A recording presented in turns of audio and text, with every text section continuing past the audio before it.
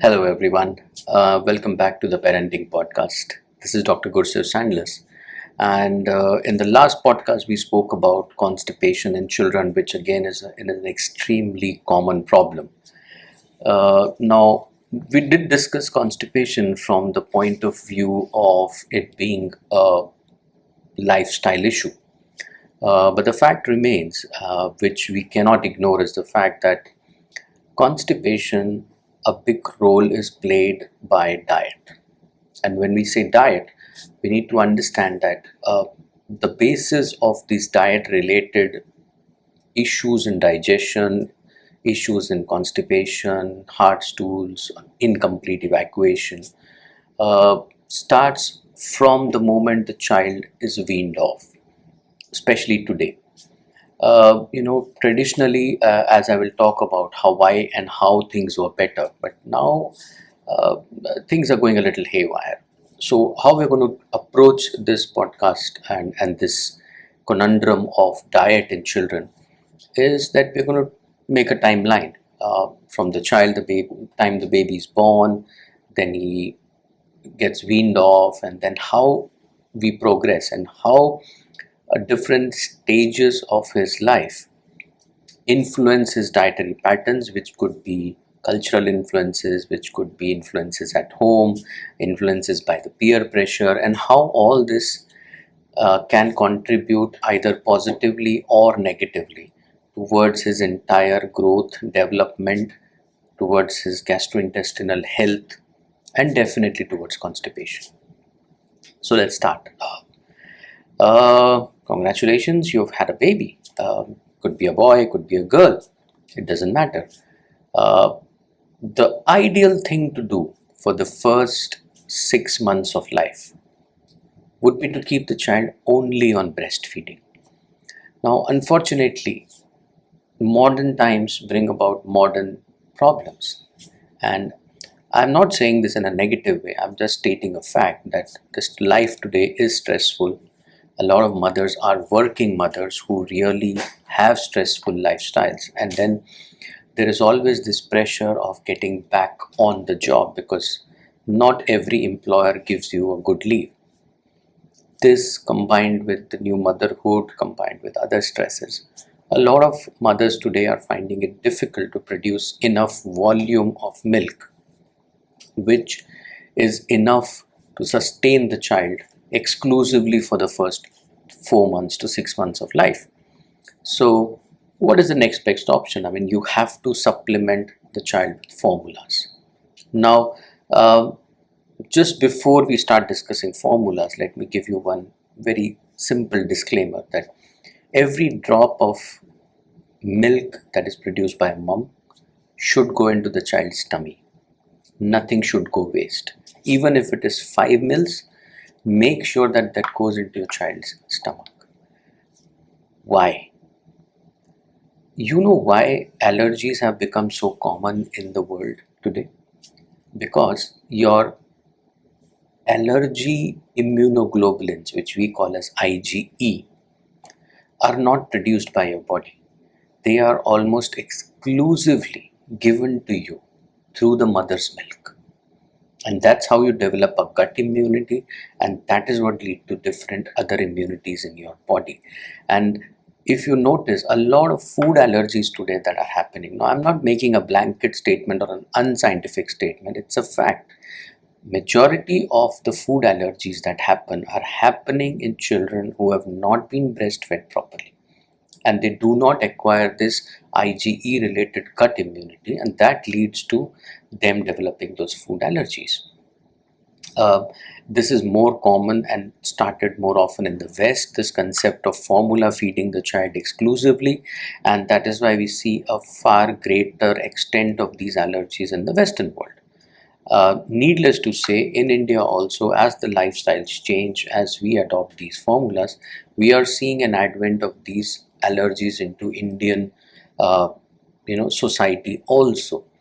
So it doesn't matter how much volume you produce. If you're able to produce enough to sustain your kid for the first 6 months, brilliant, excellent. But what if you can't? It doesn't matter. Yes, formulas have a role to play, but then the question comes, what formula and how much of a breastfeeding are you supposed to do? So you're not supposed to substitute breastfeeds with formulas. Okay, so every ounce of milk that you produce should go into your baby's tummy, and then is the formulas. Formulas should be used as supplements as far as possible, rather than using sugar-based formula, which most of them are. So there's nothing you can do. But a better thing to do in those cases would be that you use a formula which is more of a substitute for milk, a milk substitute.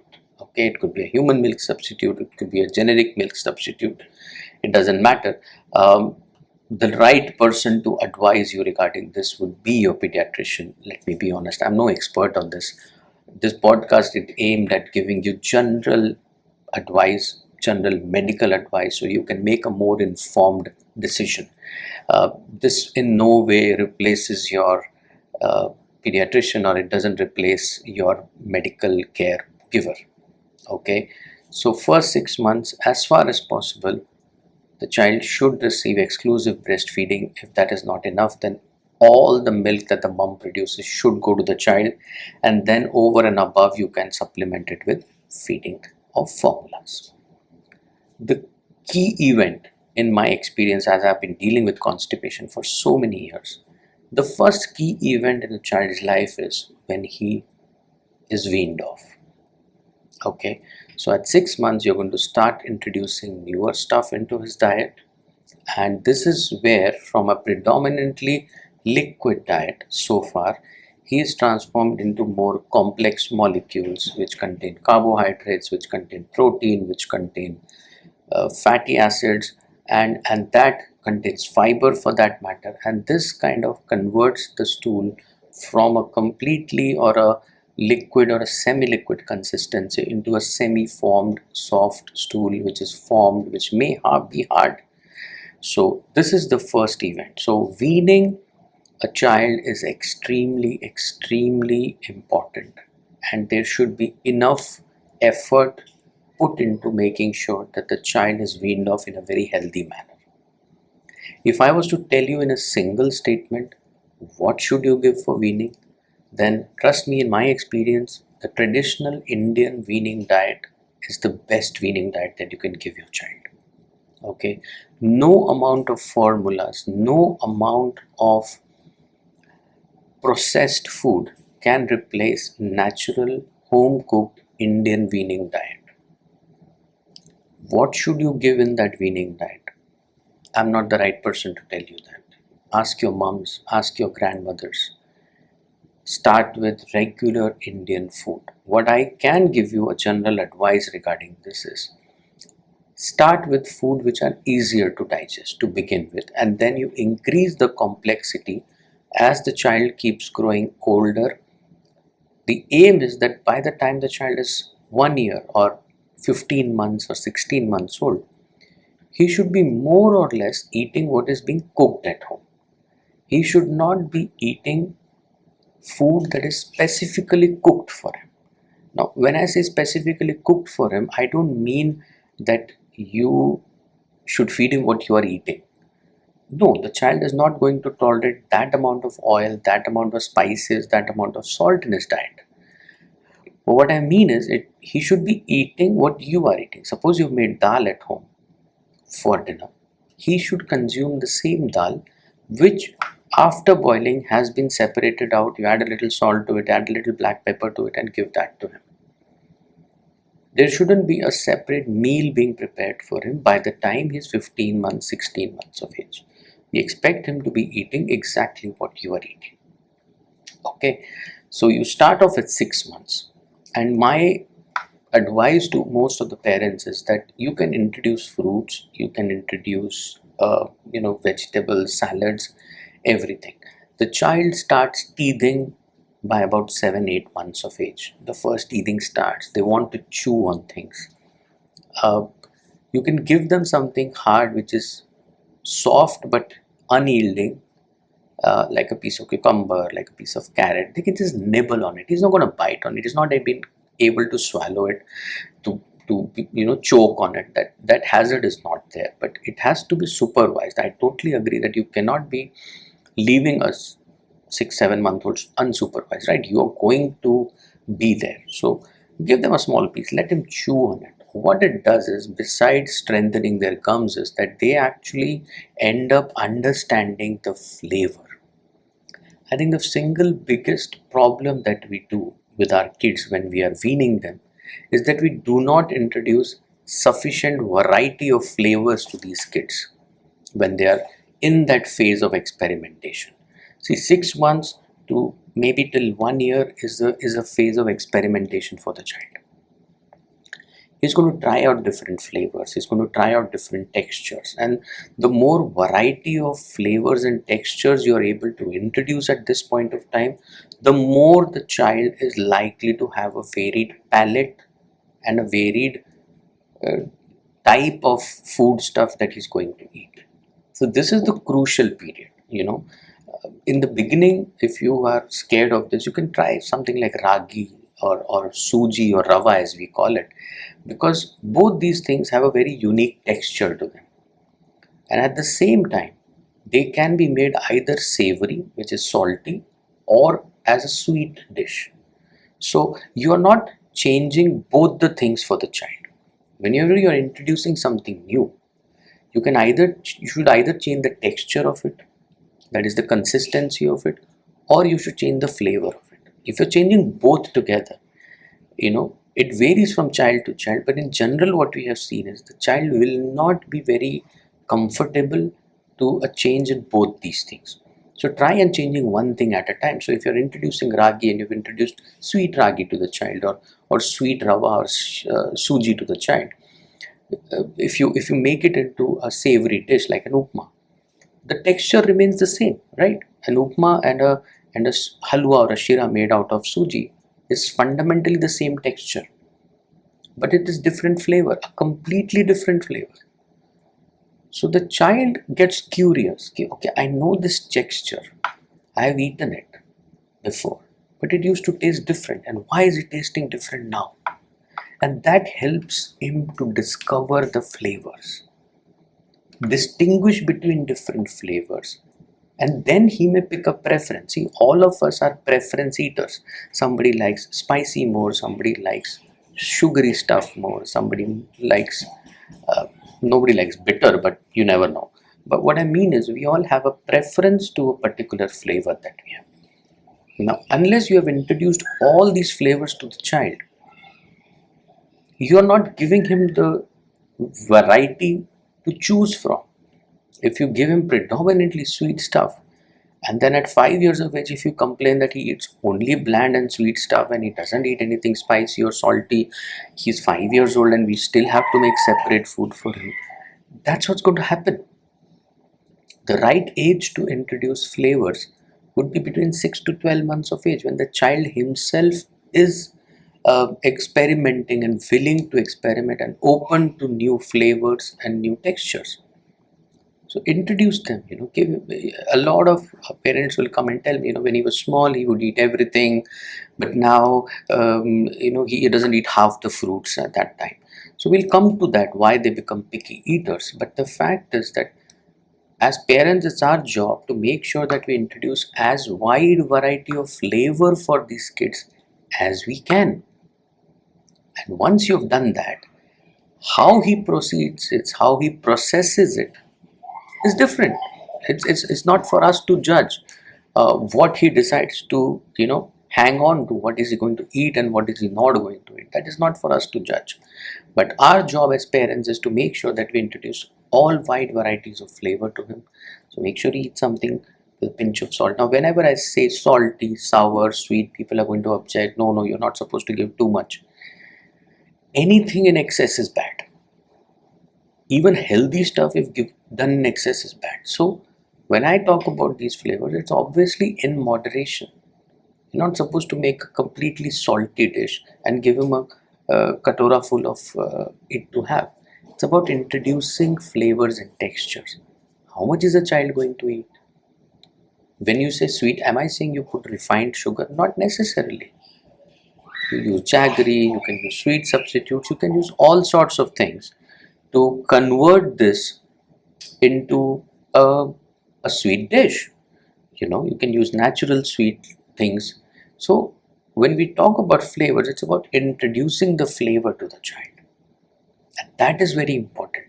Let him taste all the fruits. Let him taste a mango, let him taste an apple, let him taste a banana, let him taste a watermelon, let him taste a pear, let him taste an apricot, let him taste a plum, let him taste everything.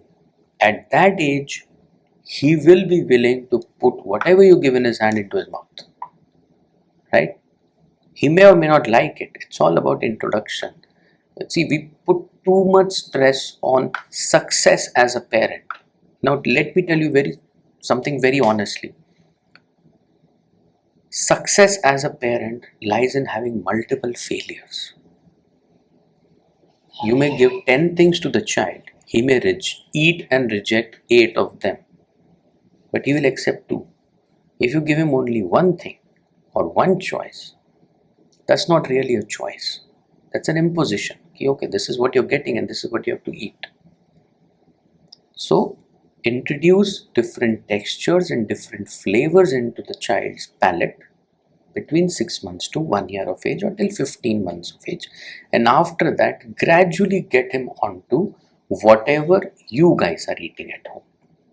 Then a common question I hear is, what milk should we give to the child? Whatever you are drinking. See, milk and wheat are two things which we generally tell parents to avoid till the child is 1 year old.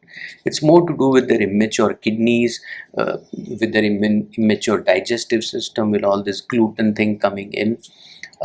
We generally tell them to avoid it till 1 year of age. But after 1 year of age, when you're introducing milk to the child, the idea is to give him the milk that you use at home. You don't have to get anything fancy for the child. We are a nation of milk drinkers. We've been drinking milk for the last 5,000, 6,000 years. Lactose intolerance, yes, it is there, it is increasing. But I am not talking about those kids. Kids who have lactose intolerance will show symptoms much earlier.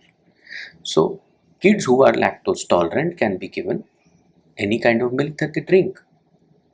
So, start with that and then introduce wheat and other grains into their diet slowly after 1 year of age. Can you give jowar bajra earlier to the child? Yes, you can, but it's a little heavy to digest, and I for one would advise that you completely avoid any kind of formulas after 6 months of age. Once he's on weaning diet, he should be on home cooked food.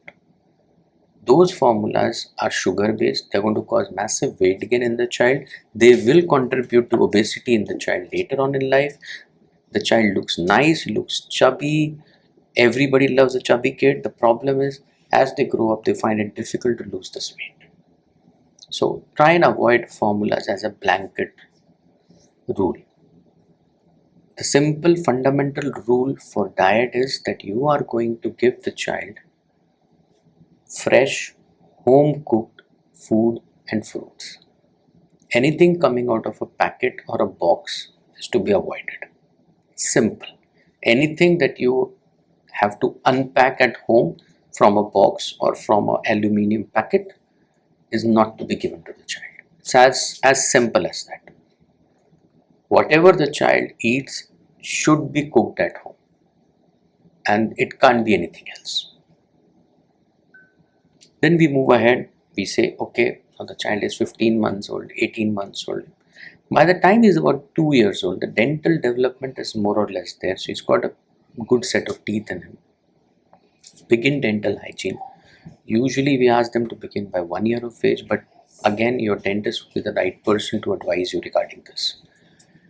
You start introducing more complex food stuff, chapati, rice, dal, cooked vegetables, and try and improve their palate slowly, gradually over a period of time. It is never a sudden change. No child, in fact, no human being tolerates a sudden change in their life. So start gradually and move on slowly into more and more complex stuff. What can be given, what cannot be given, like I said, it's all dietary preferences in your family. India is such a culturally diverse country. Every 100 kilometers, the diet changes, the palate changes, the cuisine changes. So, stick to traditional Indian cooking and you will never go wrong. Every Indian meal designed in a traditional way is a balanced meal. Okay, you look at dal chawal, you have a good combination of proteins with carbohydrates. You add a spoon of ghee on top and you have the fat in it. You go down south, you have idli sambar, carbohydrate with protein already there. So go to any part of the country, the traditional Indian diet will always contain a very balanced meal. Okay, eat in moderation, teach the kid to eat in moderation, keep adequate gap between feeds, try and avoid unnecessary snacking. By the time the kid is 2 years old, he should be having 4 or maximum 5 meals in a day with no in meal or in between the meal snacking. That should not happen. He gets up, has a milk or something light, and has a proper breakfast. Or if he gets up late, then just the breakfast, then lunch, evening snack, and dinner. The child is in the habit of getting up early and gets hungry earlier. You can add another light meal in the morning. So 4 to 5 meals is the maximum a child should be having, with no in between meal snacking. This in between meal snacking has its root when they are about 1.5 to 2.5 years old. And one thing which plays a big role, which we don't realize, is the screen. If the child is in the habit of seeing a screen while eating, the brain is busy interpreting the signal that the eyes are sending, and they don't tolerate, or rather don't register the signal coming from the stomach. So he eats passively. When you eat passively, your satiety centers are not stimulated as much as they would be in a normal course of events. So what happens? Either the child eats more than what he's hungry for, or he eats less than the amount of hunger he has, because the satiety center is disturbed. The signals going to the satiety center are not being interpreted correctly because the brain is busy watching the screen. So he either overeats or he undereats. In either of the situation, you will be surprised. In either of the situation, whether he overeats or undereats, kids who eat when watching a screen tend to get hungry again earlier. Satiety center not stimulated. Body is not satisfied. Though the sugar levels, the carbohydrate levels in the body are achieved with whatever they have eaten, the right amount of dopamine signals have not gone to the brain. So the brain needs more. So he's going to ask for a snack in between. What snack are you going to give? Typically, unfortunately, in India, the typical snack would either be deep fried, high in calories, or the worst culprit, biscuits. All of them are going to cause a sudden sugar spike in his body because they are simple carbohydrates laden with sugar. The moment he eats, his sugar level spikes. He becomes hyper, he runs around, he plays. But the faster the spike, equally fast is the downfall. So he gets hungry faster again, wants another snack. And that's where the whole cycle begins. So try and get them into a habit of eating healthy snacks, of eating fruits. If at all a mid-meal snack is required, a snack between 2 meals, try and avoid biscuits and all. To be very honest, what does a biscuit contain? A biscuit contains maida, which is refined flour. A biscuit contains sugar in high quantities, artificial flavors, preservatives. Now you tell me, which one of these four things is healthy for the child? None. The only problem today is when we are feeding a child or we are feeding ourselves is that the whole journey of food is around the tongue. It's all about flavors. It's not about nutrition. So don't give in to the temptation. Again, I'm saying, I'm nothing against biscuit companies. One biscuit or two biscuit occasionally is fine. He's a kid. Let him be a kid. Okay. But when that one or two biscuit will become an entire packet of biscuits, you won't even realize. And one fine day, he's going to land up with constipation because he can't digest maida. And then you'll be left wondering what's happened to him. You need to be mindful. I'm not saying you need to be vigilant. I'm not even saying you need to be strict. You need to be hovering over your child what he's eating all the time.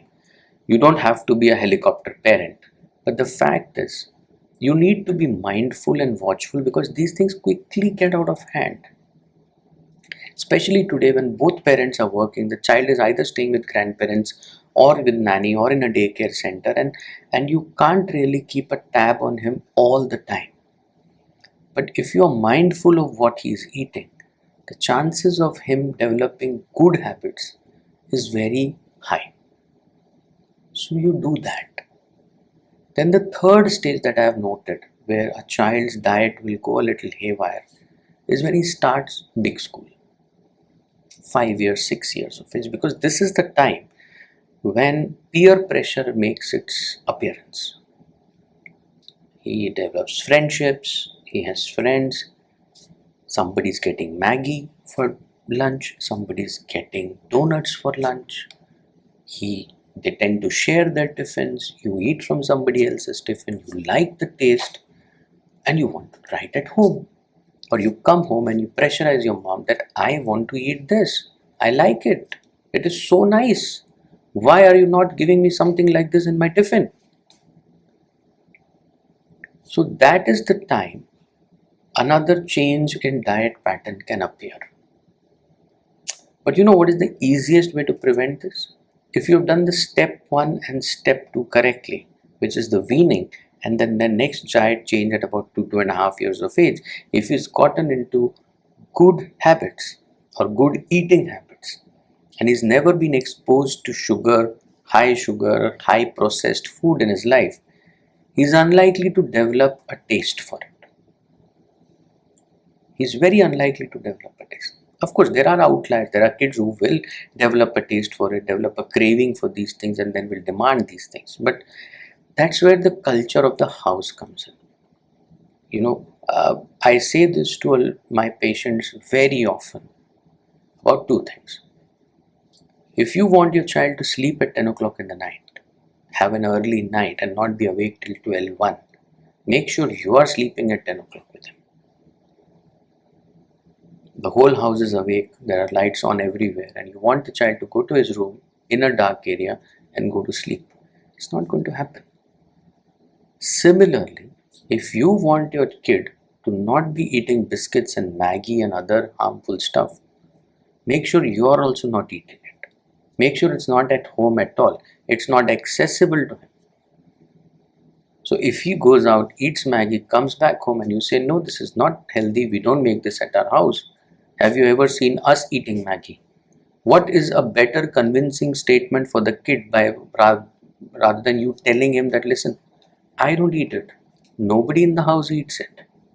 Your friends gets it, you can take a taste, but we are not making these things at home because they're not healthy. This is a far convincing message to the child than having a couple of packets of Maggie in the kitchen and not giving it to him and you are sitting and eating it. What sort of a message does it give to the child? Exactly. Not a good one. So, you also need to change your lifestyle. If by now you have been taking these things, cold drinks for that matter, soft drinks, fizzy drinks, juices, extremely high in sugar concentration. But at the same time, if you are drinking it, the child is going to demand it. Then you can't say, or you have no moral basis for saying no to him because you are having it, you are consuming it. And what he will assume that if my parents are consuming it, it is safe. I should also be given and I should also be allowed to consume these things. Not understanding how unhealthy it is for him.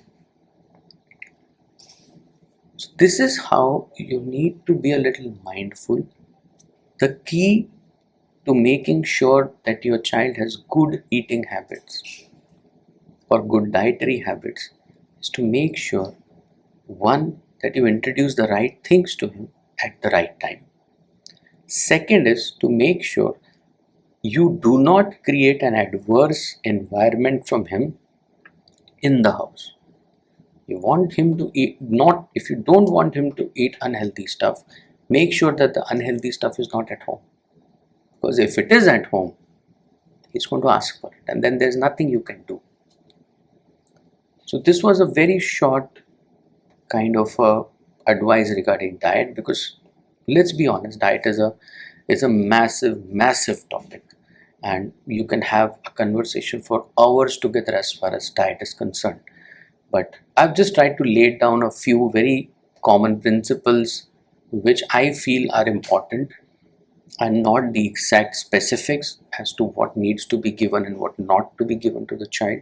But these are just basic principles that I feel you can inculcate in your life and help your child have a healthy diet in his childhood, and that usually translates into a healthy diet as they grow up.